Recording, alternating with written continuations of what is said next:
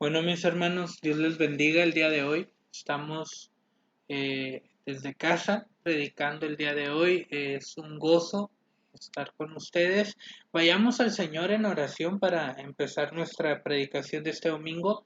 Bendito Padre, te alabamos, te glorificamos, Señor, reconocemos tu poder en nuestra vida y por ello, Señor, te rogamos que tu Espíritu more entre nosotros, Señor, y que el día de hoy, Señor, podamos ser bendecidos a través de tu palabra, mi Dios. En tus manos estamos, mi Dios, dándote a ti la gloria y la honra, Señor, reconociendo que tú eres el único digno de ser exaltado, Padre. En tus manos nos ponemos este día. Amén. Amén.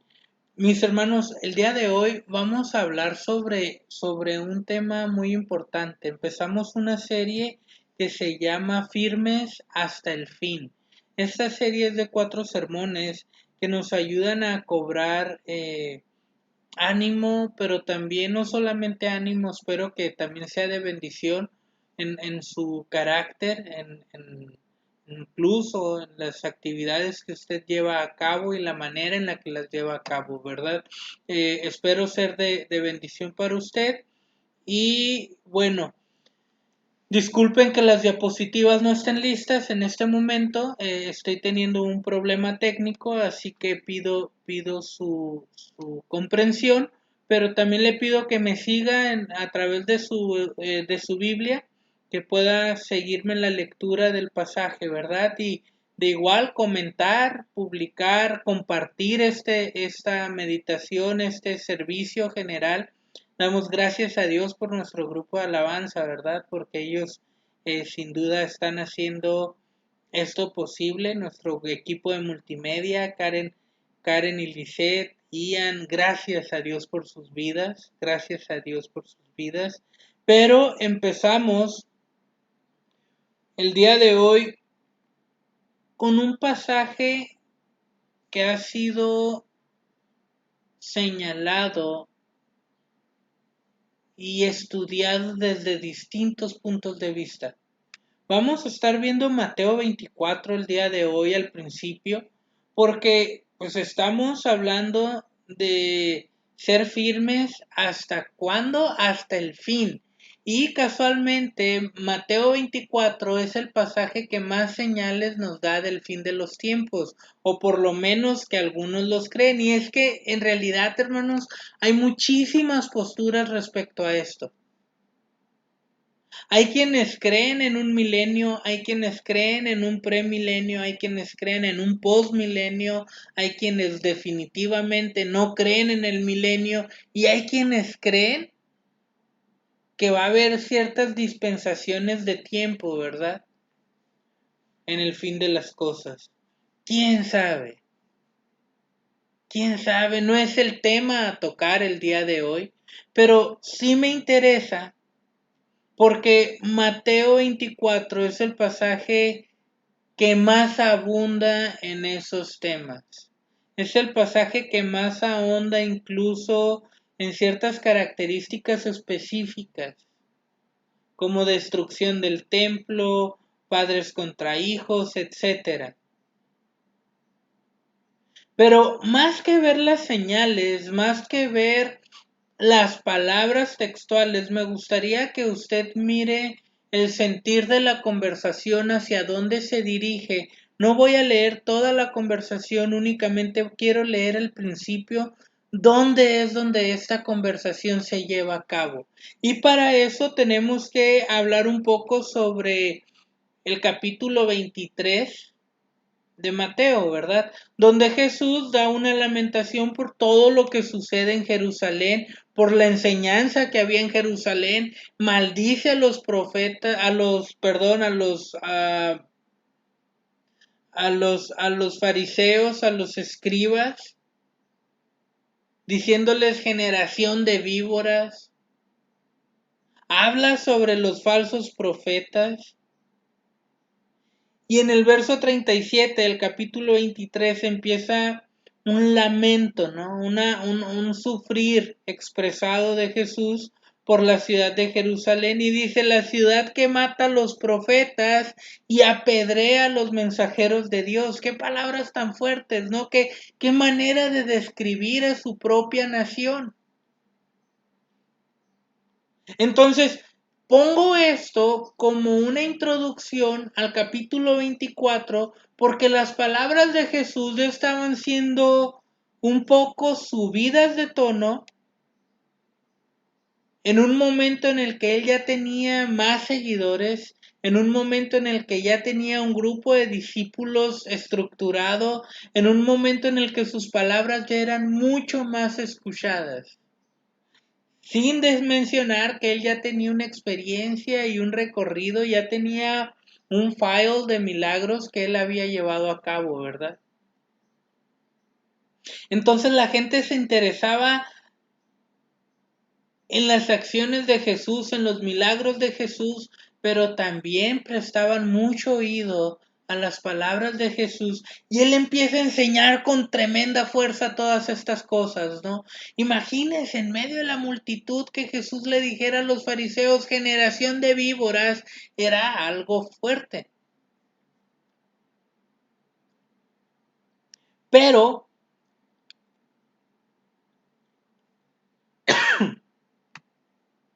siguiendo adelante,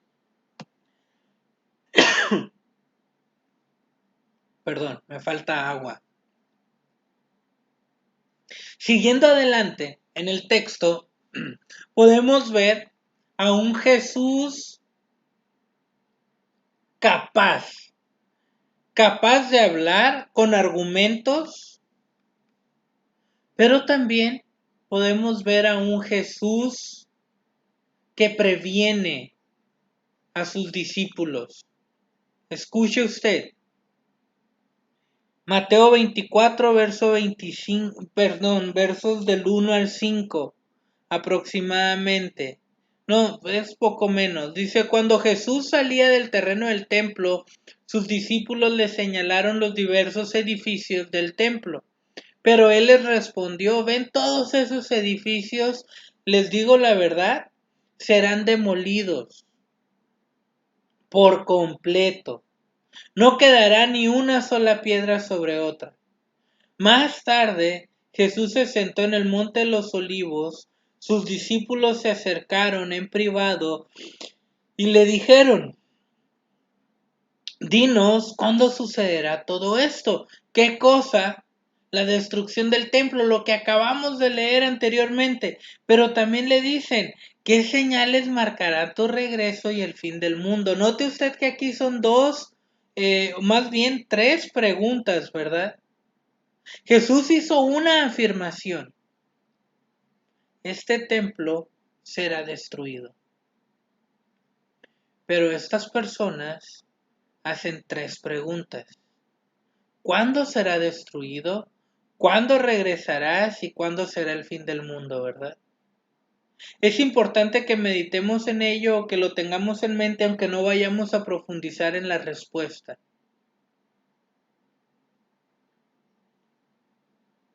Jesús les dijo: no dejen que nadie los engañe, porque muchos vendrán en mi nombre y afirmarán: yo soy el Mesías, y engañarán a muchos.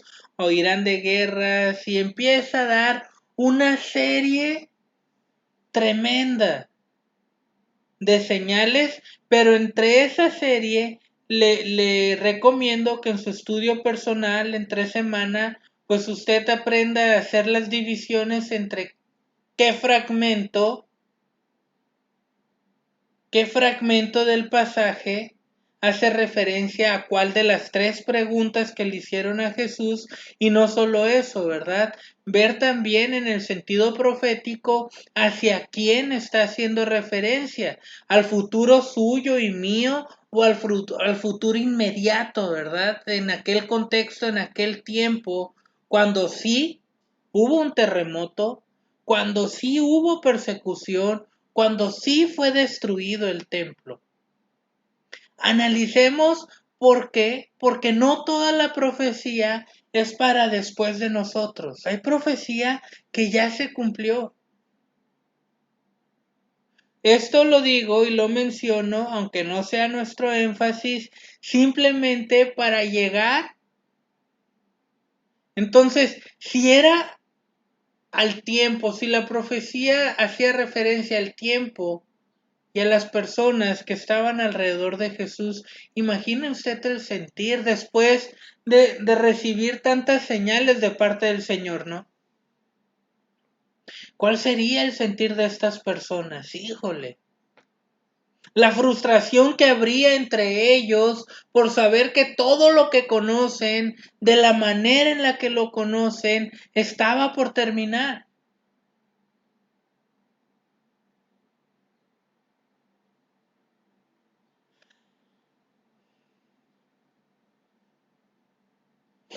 Es interesante porque en el verso 37 del 37 al 39 vemos una vez más al Señor Jesús hablando, pero en esta ocasión dice lo siguiente: cuando el Hijo del Hombre regrese, será como en los días de Noé. En esos días, antes del diluvio, la gente disfrutaba de banquetes, fiestas y casamientos hasta el momento en que Noé entró en su barco. La gente no se daba cuenta de lo que iba a suceder hasta que llegó el diluvio y arrasó con todo. Así será cuando venga el Hijo del Hombre. Si bien hay ocasiones en las que nosotros debemos de hacer referencia al fin de los tiempos con señales exactas para sentirnos más seguros.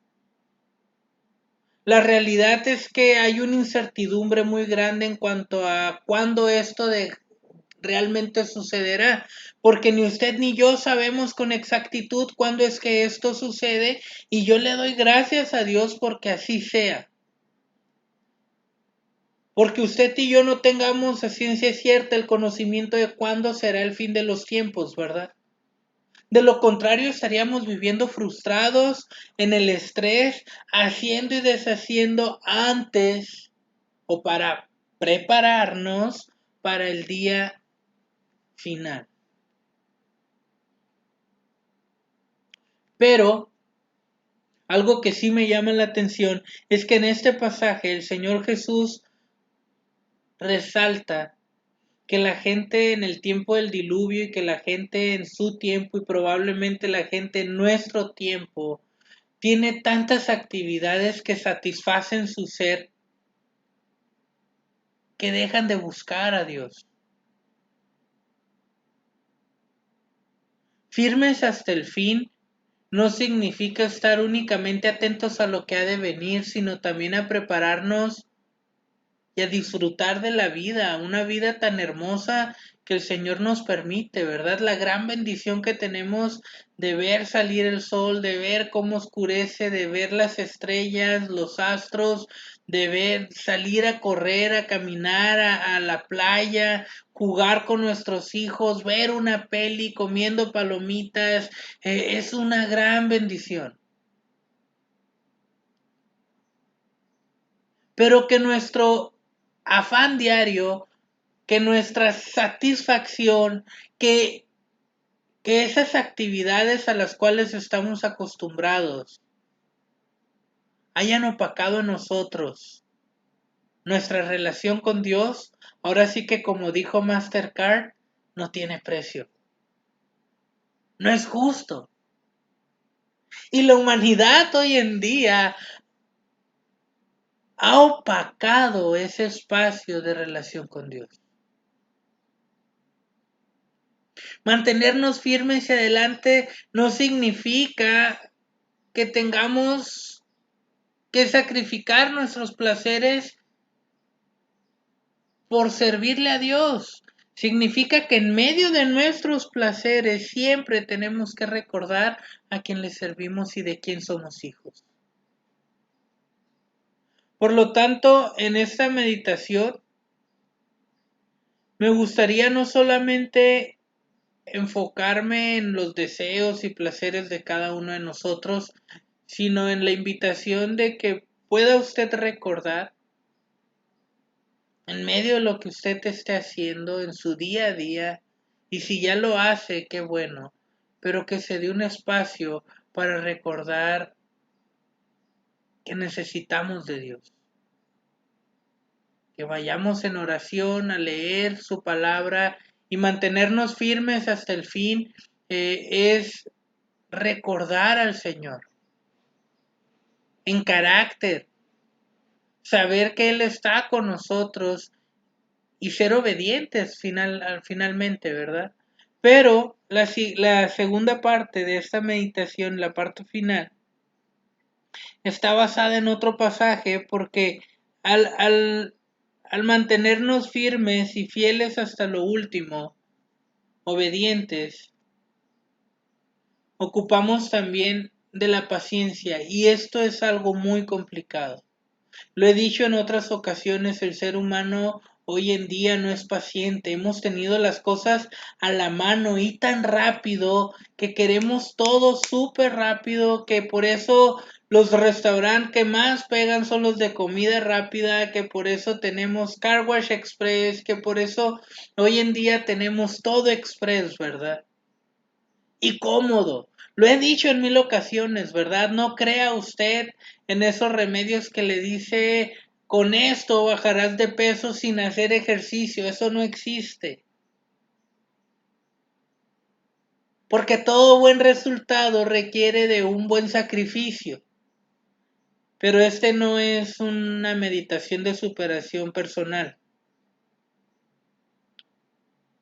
En medio de nuestra actividad diaria, cuando nosotros estamos saciando nuestros placeres, cuando nosotros estamos buscando el llevar a cabo nuestras actividades, también tenemos que recordar que debemos ser pacientes.